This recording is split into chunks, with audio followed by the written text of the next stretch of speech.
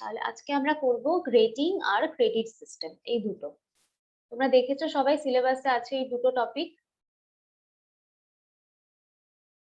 হ্যাঁ ম্যাম আছে। হ্যাঁ ম্যাডাম দেখেছি। তোমরা লিখে নেবে, প্রথমে লিখবে গ্রেডিং সিস্টেম।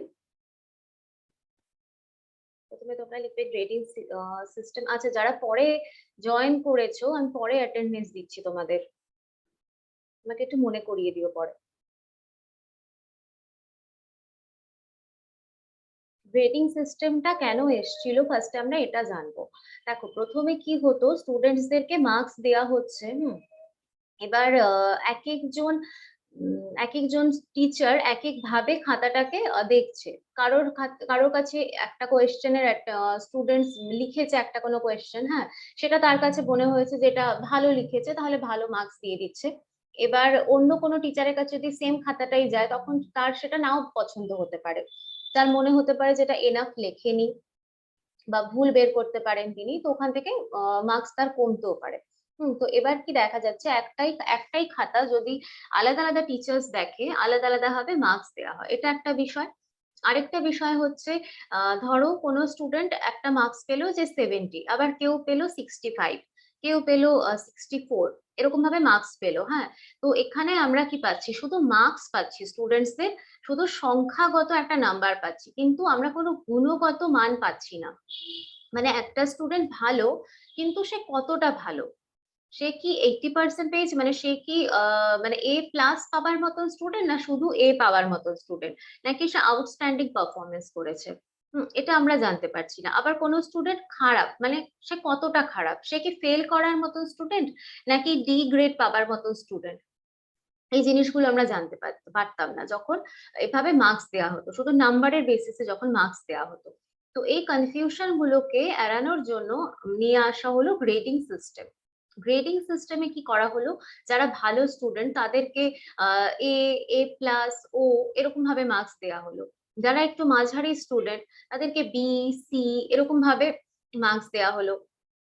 তারপরে আর যারা ধরো ফেল করেছে বা একদম ফেল করার পর্যায়ে চলে গেছে, একদম কাটায় কাটায় পাস করেছে, তাদের একটা মার্কস দেওয়া হচ্ছে, মানে একটা গ্রেড দেওয়া হচ্ছে। এইভাবে কি হলো, স্টুডেন্টসদের পারফরমেন্স কে আমরা একটা গুণগত মানে ভাগ করতে পারছি।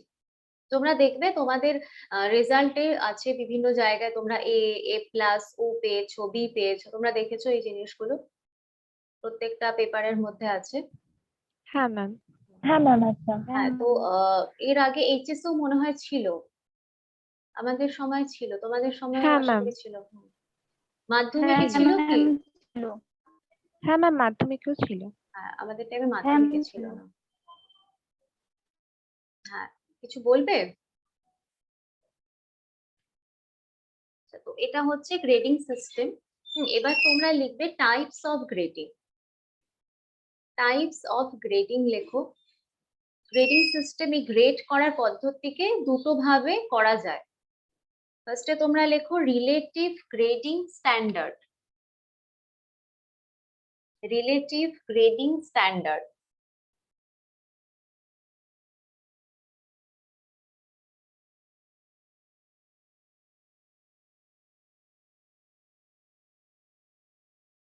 এখানে হচ্ছে মার্কস দেওয়া হয়, মানে মার্কস দেওয়ার পরে গ্রেডিংটাকে হচ্ছে পয়েন্টের বেসিসে দেওয়া হয়। তোমরা দেখবে, তোমরা কোনো পেপারে ধরো 8.9 পেয়েছো, কোনো পেপারে তোমরা 9 পেয়েছো, কখনো তোমরা 10 পেয়েছো, তোমরা দেখেছো জিনিসগুলো রেজাল্টের মধ্যে, পয়েন্টস গুলো, গ্রেডিং হ্যাঁ পয়েন্টস ম্যাম। গুলো। হ্যাঁ হ্যাঁ। ম্যাডাম দেখেছি। হুম তো এই যে এই গ্রেডিংটা হচ্ছে রিলেটিভ গ্রেডিং স্ট্যান্ডার্ড। এখানে মার্কস কে কি করা হয়, 5 পয়েন্ট স্কেলে ভাগ করা হয়। 5 পয়েন্ট, 7 পয়েন্ট, 9 পয়েন্ট, 10 পয়েন্ট, এইভাবে ভাগ করা হয়। এটা এক্সাম্পলে লেখো, 5 পয়েন্ট, 7 পয়েন্ট, 10 পয়েন্ট, তোমাদের যেরকম 10 পয়েন্টে ভাগ করা হয়। মানে আউট অফ 10 পয়েন্ট তোমরা কখনো 7 পয়েন্ট পাচ্ছ, কখনো 8, কখনো 9 পয়েন্ট পাচ্ছ। আজকে গ্রেডিং আর ক্রেডিট সিস্টেম পড়ার পরে তারপরে নিজেদের রেজাল্টটাকে আরেকবার দেখবে ভালো করে। আর যদি কারোর কাছে রেজাল্ট প্রিন্ট আউট করা থাকে তাহলে সেটা নিয়ে বসতে পারো। আচ্ছা, যেটা বলছিলাম যে রিলেটিভ গ্রেডিং স্ট্যান্ডার্ড এটা কখন ইউজ করা হয় বলতো, যখন স্টুডেন্টসদের সংখ্যা প্রচুর থাকে, প্রচুর স্টুডেন্টসদেরকে এভাবে ভাগ করা হয়। সেটা কোনো কম্পিটিটিভ এক্সাম হতে পারে, মানে চাকরির পরীক্ষা হতে পারে, আবার ধরো সেমেস্টার এক্সাম হতে পারে। তখন এই গ্রেডিংটাকে ইউজ করা হয়। যখন হচ্ছে এভাবে ধরো স্টুডেন্টটা পাস ফেল করছে কিনা, তোমরা জানবে কম্পিটিটিভ এক্সাম গুলোতে কাট অফ থাকে। হুম আমাদের যেরকম মার্কস একটা পেলে পরে, মানে ধরো 40%-এর উপরে যারা পাচ্ছে তারা সবাই পাস করে যাচ্ছে। হুম সেটা তুমি 70 পাও, 80 পাও, 60 পাও, যাই হোক তুমি পাস করে যাচ্ছ। কিন্তু কম্পিটিটিভ এক্সামে কাট অফ থাকে, কাট অফ এর উপরে পেয়ে গেলে মানে তুমি সিলেক্টেড হয়ে গেলে, কাট অফ এর নিচে হয়ে গেলে তাহলে তোমাকে সিলেক্ট করা হলো না, এরকম কাট অফ মার্কস থাকে কম্পিটিটিভ এক্সামে। তার মানে এই নয় যে যে স্টুডেন্টটা কাট অফ এর নিচে পেয়েছে নাম্বার, তার মানে এই নয় যে সে ফেল করেছে, কিন্তু সে সিলেক্টেড হয়নি জবটার জন্য। তো এইভাবে নির্বাচন করা হয় আর কি স্টুডেন্টসদেরকে, মানে ক্যান্ডিডেটসদেরকে। তো এটা হচ্ছে এইভাবে তোমার এই বিভিন্ন পয়েন্টের বেসিসে করা হয়, 5 পয়েন্ট, 7 পয়েন্ট, 10 পয়েন্ট, এগুলোর মধ্যে কে কোথায় দাঁড়িয়ে আছে সেটা আমরা জানতে পারি এই স্কেলের মাধ্যমে, এই গ্রেডস এর মাধ্যমে। আর একটা হচ্ছে সেকেন্ডটা লেখো অ্যাবসলিউট গ্রেডিং স্ট্যান্ডার্ড। নেক্সট হচ্ছে অ্যাবসলিউট গ্রেডিং স্ট্যান্ডার্ড।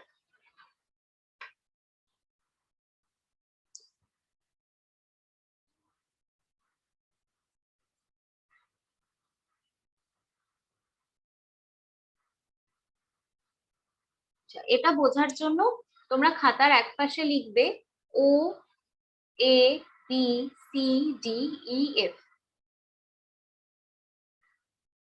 ম্যাম আরেকবার বলুন।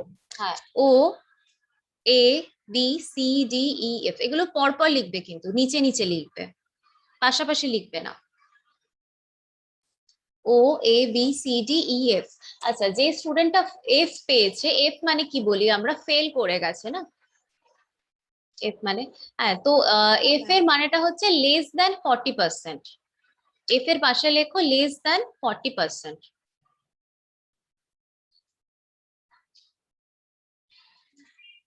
তারপরে লেখো ইতে এসো, ইতে হবে 40% টু 49%। 40% টু 49%। হ্যাঁ, এরপরে আসছি আমরা ডি তে। ডি তে লেখো 50 টু 60%, 50 টু 59%।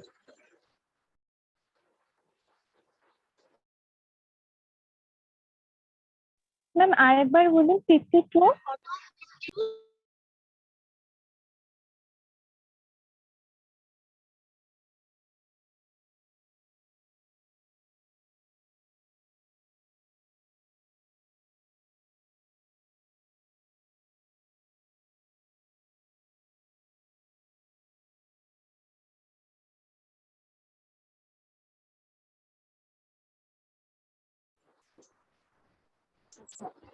ডি তে লেখো তোমরা 50 টু 59%।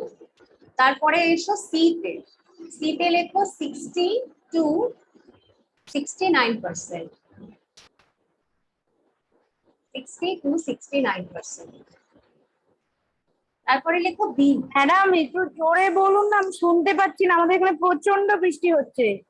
বৃষ্টি এখানেও প্রচন্ড হচ্ছে, এবার আমি কি চিৎকার করব আমি জোরে জোরে? শুনতে পাচ্ছি না কিছু। আমার গলায় এত জোর নেই যে আমি চিৎকার করব এখন। ওকে ওকে, ঠিক আছে। সি তে লেখো 60 টু 69%। তারপরে লেখো বি। বি তে লেখো 70 টু 79%।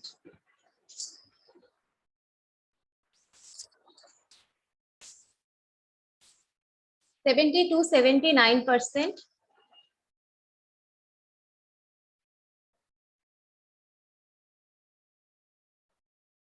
আশেপাশে জানালা দরজাগুলোকে আটকে দে, যেমন শ্রেয়াকে আমি দেখতে পাচ্ছি জানালা খোলা, জাগৃতিরও পেছনে মনে হচ্ছে জানালাটা খোলা। জানালা খোলা থাকলে তো অনেক বেশি আওয়াজ আসবে।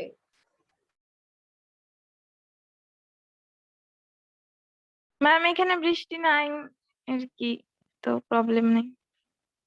আচ্ছা, এখানে প্রচন্ড জোরে বৃষ্টি হচ্ছে, তোর ওখানেও যাবে একটু পরে। আচ্ছা, বি তে লেখো 70 to 79%, তারপরে আসছি আমি এ তে। এতে লেখো 80 to 89%, 80 to 89%। তারপরে লেখো ও, ওতে হবে 90% অ্যান্ড অ্যাবাভ, 90% অ্যান্ড অ্যাবাভ। এই জিনিসটাও কিন্তু আমরা সেমিস্টারে দেখতে পাই। হ্যাঁ, ক্লাসের পরে নিজেদের রেজাল্ট গুলোকে দেখবে, তাহলে আরো বেটার বুঝতে পারবে তোমরা।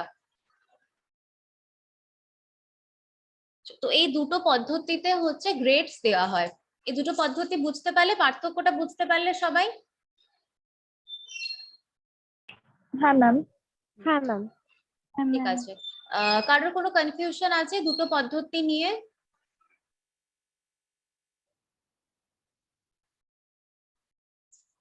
আচ্ছা, তারপরে আমি আসছি গ্রেডিং সিস্টেমে। তাহলে কি কি গুরুত্ব হচ্ছে গ্রেডিং সিস্টেমে, সিগনিফিকেন্স কি পাচ্ছি আমরা, কেন এই পদ্ধতিটা আগের পদ্ধতির থেকে ভালো?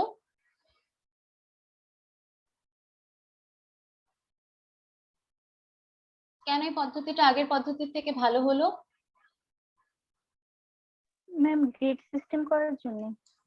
হ্যাঁ, গ্রেড সিস্টেমটা কেন ভালো আগের পদ্ধতির থেকে, মার্কসের থেকে গ্রেডিং কেন ভালো?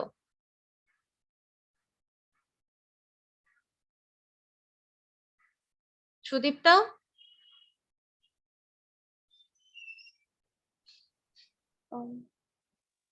আমি তো শুরুতে এখানে আরো বললাম। ভালোভাবে হুম বল।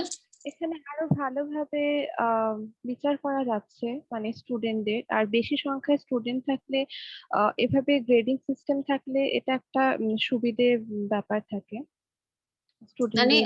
দেখ, এর আগে মার্কস দেয়া হতো শুধু, তাতে কিন্তু আমরা স্টুডেন্টের গুণগত ম্যাম মান এখান আমরা থেকে জানতে কি পারতাম না। হ্যাঁ গুণগত মানটা আর কি জানা যায় হ্যাঁ, গ্রেডিং থেকে। তার পারফরমেন্সের গুণগত মান আমরা জানতে পারছি।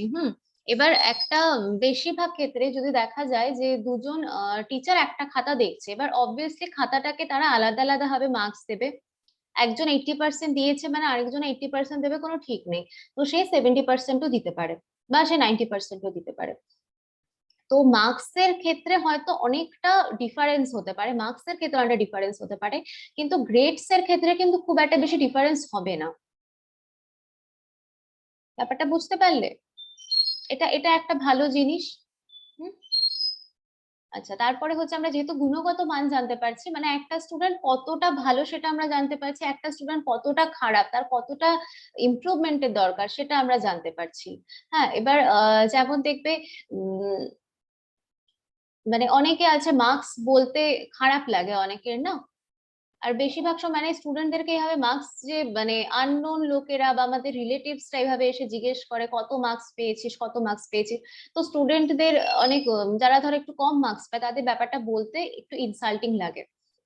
কিন্তু যদি মার্কসের জায়গায় সে যদি গ্রেডস বলে, তাহলে কিন্তু সেটা তার কাছে অনেক বেশি কমফোর্টেবল, না? যে আমি এ গ্রেড পেয়েছি বা A+ গ্রেড পেয়েছি। বুঝতে পারলে? তো এই গ্রেডিং সিস্টেম বলো বা ক্রেডিট সিস্টেম বলো, এগুলো হচ্ছে সব স্টুডেন্ট সেন্ট্রিক সিস্টেম। স্টুডেন্টকে বেশি গুরুত্ব দিয়ে এই সিস্টেম গুলো তৈরি করা হয়েছে।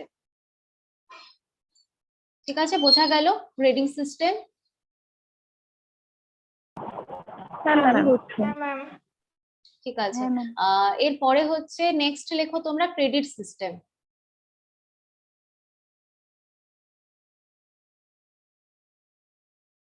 বাকি সবাই নিজেদের ভিডিও অন রাখবে ক্লাস চলাকালীন। ক্রেডিট সিস্টেম লেখো।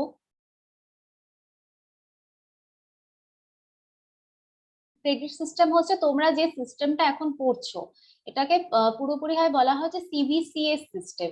CBCS, ক্যাপিটালে লেখো CBCS সিস্টেম। এটার ফুল ফর্ম হলো সিবি তারপরে CS। CS, ma'am choice based credit system. হ্যাঁ, Full চয়েস form টা? Based credit system.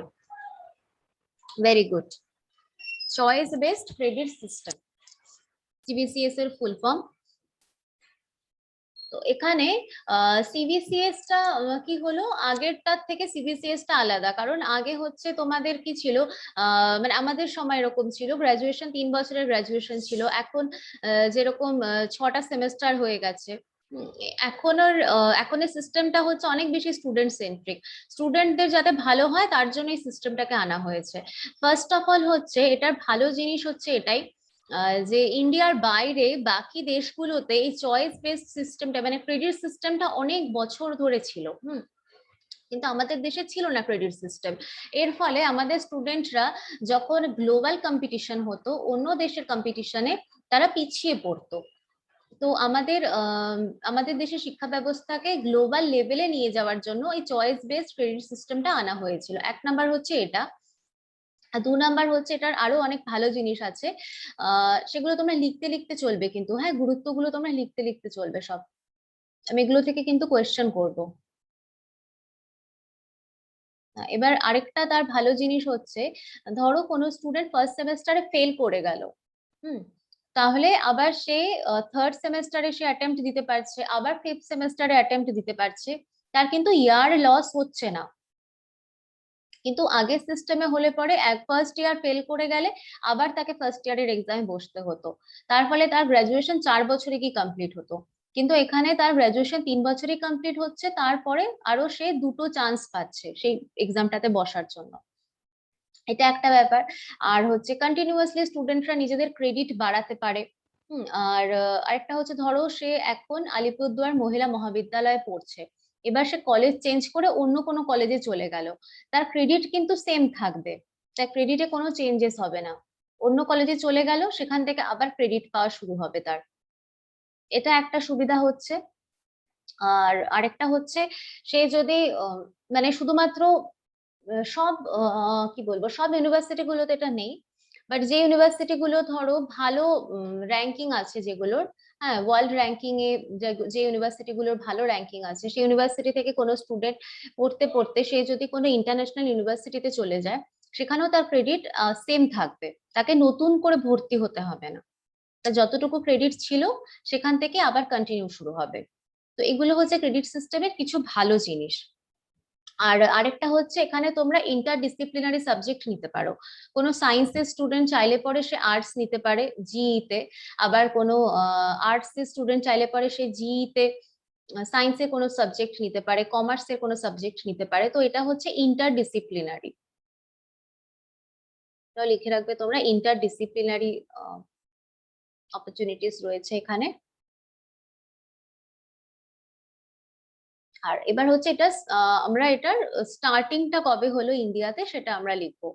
প্রথমে লেখো যে 2016 সালে দিল্লি ইউনিভার্সিটিতে, 2016 সালে দিল্লি ইউনিভার্সিটিতে ক্রেডিট সিস্টেম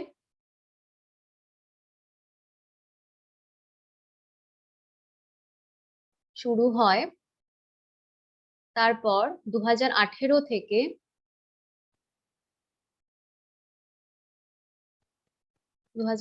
থেকে সারা ভারত ব্যাপী সমস্ত কলেজে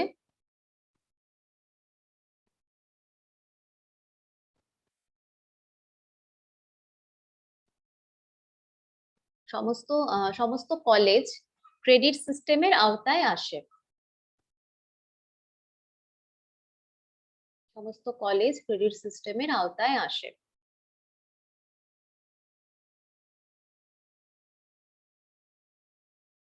এবার হচ্ছে আরেকটা বিষয় লিখবে তোমরা, এখানে লেখো যে ওয়ান ক্রেডিট ইকুয়াল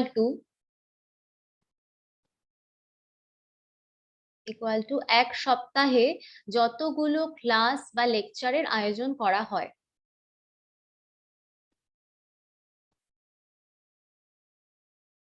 যতগুলো ক্লাস বা লেকচারের আয়োজন করা হয়, এই ব্যাপারটা বোঝার চেষ্টা করবে। জাগৃতি, শুনতে পাচ্ছিস এখন?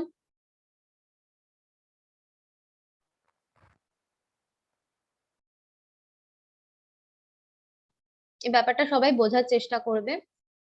তাহলে ওয়ান ক্রেডিট ইকুয়াল টু কি হলো, একটা সপ্তাহে যতগুলো ক্লাস বা লেকচারের আয়োজন করা হয়েছে, কলেজ কর্তৃপক্ষ যতগুলো রেখেছে, সেই সমস্ত তুমি যদি অ্যাটেন্ড করো তাহলে তুমি পাবে 1 ক্রেডিট। ঠিক আছে, এবার হচ্ছে আমাদের সেমেস্টারে কি হয়, মেইনলি 20 থেকে 30টা ক্রেডিট রাখা হয়। এখন তোমাদের সাবজেক্ট কম আছে, এখন তোমরা 20টা ক্রেডিটই পাবে, কিন্তু যখন তোমরা 5th সেমে উঠে যাবে, 6th সেমে উঠে যাবে, তখন আস্তে আস্তে তোমাদের ক্রেডিটও বাড়তে থাকবে। এখনো তোমাদের ক্রেডিট বেড়ে গেছে, ফার্স্ট ইয়ারের থেকে তোমাদের এখন ক্রেডিট বেড়ে গেছে। এখন খুব সম্ভবত তোমাদের এখন 26খানা ক্রেডিট আছে। মানে সাবজেক্ট বাড়তে থাকলে পরে ক্রেডিট বাড়তে থাকে। যেমন তোমরা ফার্স্ট ইয়ারে কি পড়েছিলে, ফার্স্ট ইয়ারে তোমাদের শুধু দুটো সিসি ছিল, CC1 CC2 ছিল, তারপরে তোমাদের এনভায়রনমেন্ট ছিল, আর তোমাদের জিই ছিল, তাই তো? এখন তোমাদের কিন্তু সিসি তোমাদের 3টে পড়তে হচ্ছে না, এখন 3টে পড়ছো, তারপরে আরেকটা তোমাদের এসিসি আছে, তারপরে তোমাদের জিই আছে, তো সাবজেক্ট তোমাদের বেড়ে গেছে। তো অটোমেটিক্যালি তোমাদের ক্রেডিটও বেড়ে যাবে, কারণ সাবজেক্ট বেড়েছে মানে তোমাদের ক্লাস বেড়ে গেছে এখন, তো তোমাদের এখন ক্রেডিটও বেড়ে যাবে। বোঝা গেল? আচ্ছা দেখো, এবার এক সপ্তাহে যেহেতু একটা ক্রেডিট থাকে, তাহলে একটা সেমেস্টারে আমরা ক মাস ক্লাস করতে পারি? একটা সেমেস্টারে ক মাস ক্লাস হয়?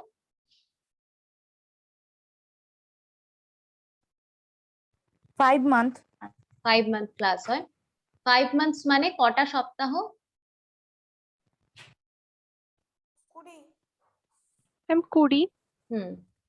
20খানা উইকস থাকে, তাহলে তাহলে 20 সপ্তাহ।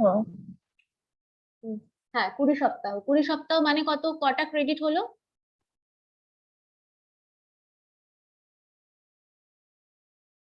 20টা ক্রেডিট হলো না? 20 ক্রেডিট। হ্যাঁ 20টা ক্রেডিট হলো, তাহলে আমাদের এক সেমেস্টারে আমাদের মিনিমাম 20খানা ক্রেডিট থাকছে। এরপরে যখন আরো বেশি সাবজেক্ট বাড়তে থাকে, তখন আরো বেশি আমাদের ক্রেডিট গুলোও বাড়তে থাকে। হ্যাঁ, এবার হচ্ছে তোমাদের মোটামুটি আমাদের ইন্ডিয়াতে বা আমাদের এনবিইউতে মেইনলি হচ্ছে 20 থেকে 30-র মধ্যে থাকে ক্রেডিট সিস্টেম। 20 থেকে 30-র মধ্যে ক্রেডিট স্টুডেন্টরা পেতে পারে, এর বেশি পেতে পারে না। তো এটা তোমার ডিপেন্ড করছে তুমি কোন সেমেস্টারে আছো, সেটার উপরে ডিপেন্ড করছে। তো 20টা ক্রেডিট হচ্ছে তোমাদের মিনিমাম। তাহলে বোঝা গেল ক্রেডিটটা কিভাবে দেওয়া হয় স্টুডেন্টসদের, বোঝা গেল? বুঝতে পারলে সবাই কিভাবে তোমরা ক্রেডিট গুলো পেয়েছো? আচ্ছা, ক্লাসের হ্যাঁ, পরে madam, আবার বুঝতে রেজাল্টটা দেখবে, আরো বেটার বুঝতে পারবে। আর এটাকে বলা হয় academic bookkeeping.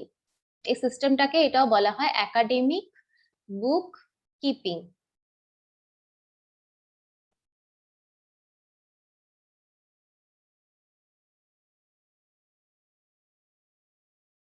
Ma'am academic book, বই, book, book keeping.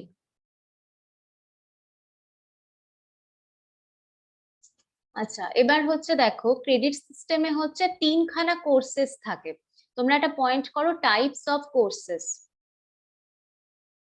Types of courses. এবার ফার্স্ট যেটা কোর্স, সেটা হচ্ছে কোর কোর্স। লেখো কোর কোর্স, মানে হলো তোমাদের সিসি। সিসির ফুল ফর্মটা হচ্ছে কোর কোর্স। কোর কোর্স আমি লিখে দিচ্ছি চ্যাট বক্সে।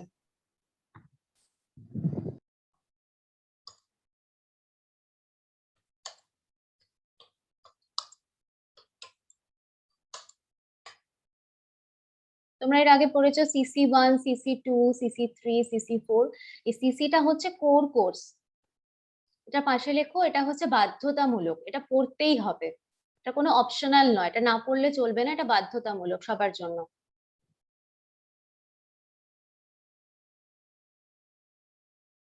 তারপরে হচ্ছে লেখো ইলেকটিভ। লেখো এরপরে,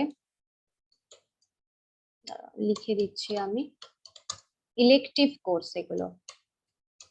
এবার ইলেকটিভ কোর্সের কথা বলছি, যেটাতে তোমাদের মানে অপশন আছে, তোমরা এটা করতেও পারো নাও করতে পারো।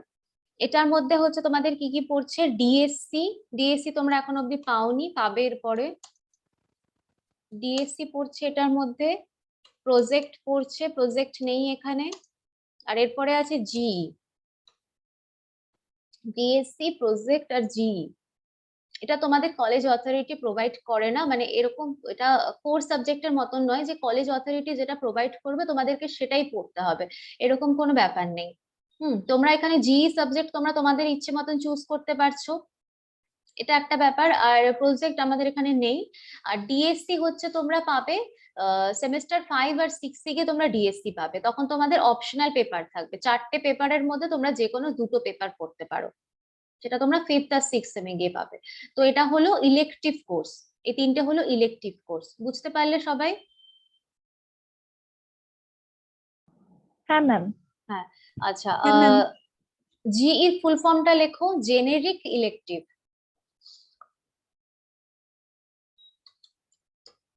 Generic elective.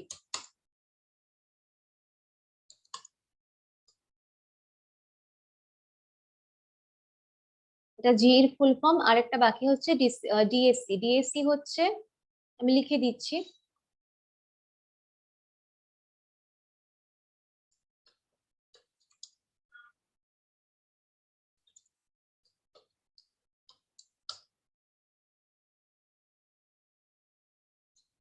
Discipline specific course, sorry, discipline specific elective course.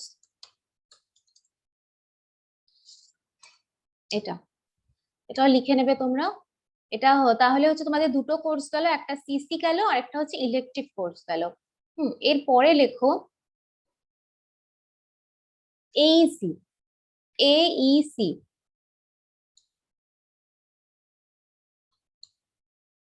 Aisi তোমরা পড়েছো এর আগে? এইসি তে কি কি ছিল তোমাদের? ম্যাম ফার্স্ট বাংলা সেমিস্টারে কি ছিল? আর ফার্স্ট আহ, সেমিস্টারে ছিল ম্যাডাম ইসে ইভিএস, হুম, এনভায়রনমেন্ট স্টাডিজ।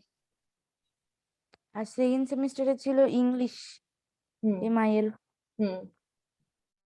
তো এইসি, এইসি এর ফুল ফর্ম লেখো, এবিলিটি এনহান্সমেন্ট কোর্স।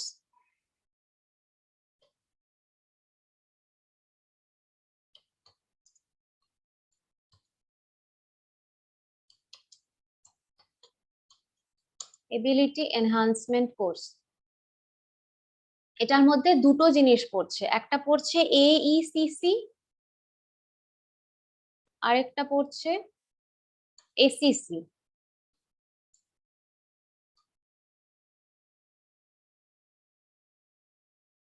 এইসিসি হচ্ছে এবিলিটি এনহান্সমেন্ট কম্পালসারি কোর্স, যেটা তোমাদের এনভায়রনমেন্ট কম্পালসারি ছিল। Ability enhancement compulsory course. এরপরে হচ্ছে এসিসি। এসিসির ফুল ফর্ম হচ্ছে skill enhancement course. Skill enhancement course, যেটা এখন তোমাদের স্ট্যাটিস্টিক্স আছে। আচ্ছা, যারা পরে জয়েন করেছিলে তারা একটু আমাকে অ্যাটেন্ডেন্সটা বলো তো। দেবস্মিতা, Yes, দাঁড়া ma'am। দাঁড়া, হ্যাঁ। জয়ত্রী পরে জয়েন করেছো। জাগৃতি, হ্যাঁ, ম্যাম। জাগৃতি তো প্রেজেন্ট ছিল মিস। মনে হয় শুরু থেকে। আচ্ছা, মমিতা। হ্যাঁ ম্যাম। আর কে জয়েন করেছো? কমলিকা ম্যাম আমি আর শ্রেয়া। আর কেউ জয়েন করেছো পরে? ম্যাম মল্লিকা, হ্যাঁ, কমলিকা দাস ম্যাম। হ্যাঁ, আমি পরে কমলিকা জয়েন দিয়েছি আমি। করেছি। দেবস্মিতা, দীপান্বিতা, হিমানি, জাগৃতি, জয়ত্রী, কমলিকা, মমিতা, রেচেল, শ্রেয়া, শ্রীপর্ণা, সুদীপ্তা, ব্যাস। আর কেউ পরে কি জয়েন করেছো? এছাড়া আর কেউ নেই তো তোমাদের মধ্যে? ঠিক আছে। আর হচ্ছে নীলিমা। নীলিমা তুমি আছো? Yes ma'am. হ্যাঁ, তো আমাকে তো বলতে হবে না যে তুমি আছো।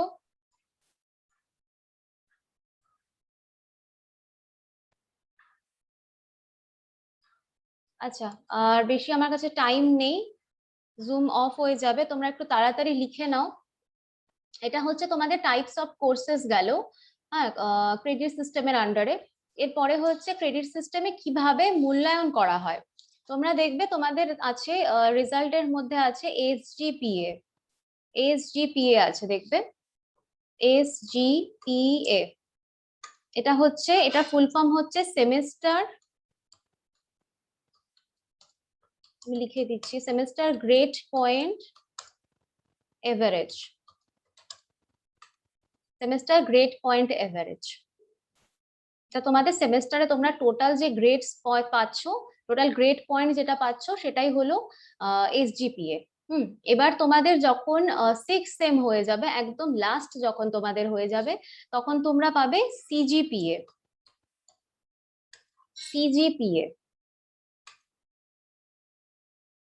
CGPA-টাও সেম জিনিস, খালি সি এর ফুল ফর্ম হচ্ছে কিউমুলেটিভ হবে, কিউমুলেটিভ গ্রেড পয়েন্ট এভারেজ। এটা মানে হলো 6টা সেমেস্টার মিলিয়ে তুমি যেটা পাবে সেটা হচ্ছে CGPA। বুঝতে পেরেছো সবাই? কারোর কোনো কনফিউশন আছে ma'am. গ্রেড সিস্টেম বা ক্রেডিট সিস্টেম নিয়ে? কোনো কনফিউশন নেই তো? তাহলে কিন্তু আমি পরের দিন জিজ্ঞেস করব, দুটো থেকেই জিজ্ঞেস করব। হ্যাঁ ম্যাম। ঠিক আছে। আর ক্রেডিট সিস্টেমের কোনো বাংলা PDF নেই আমার কাছে, আমি ইংলিশ PDF খুঁজছি, যদি আমি পেয়ে যাই আমি তোমাদেরকে পাঠিয়ে দেব। গ্রেড সিস্টেমটার বাংলা আছে, সেটা পাঠিয়ে দেব।